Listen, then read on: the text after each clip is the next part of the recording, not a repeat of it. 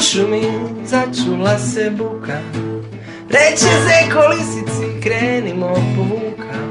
Zar se stvarno dešava to što sova reče, da od meda medo veliku tortu peče. Medo, Brundo, ne ponašaj se ludo. Medo, Brundo, ne postoji čudo. Medo, Brundo, kad ćeš jedno shvatit, ne može se od meda velika torta praviti. Nemoj da se srdiš, nije vrijedno to, bolje da se smiješ. Ho, ho, ho, ho, ho.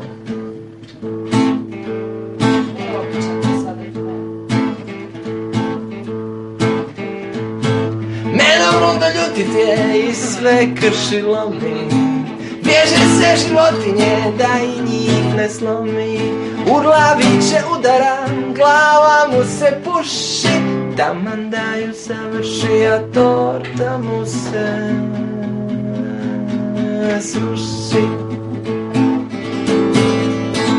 Medo, Brundo, ne ponašaj se ludo. Medo, Brundo, ne postoji čudo. Medo, Brundo, kad ćeš jednom shvatit, ne može se od meda velika torta praviti. Nemoj da se srdiš, nije vrijedno to, bolje da se smije.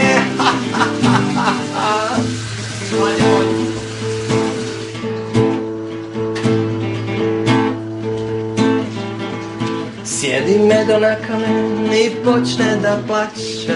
Neki mali skakavac prestane da skače. Iznenada osjeti miris daju kosi.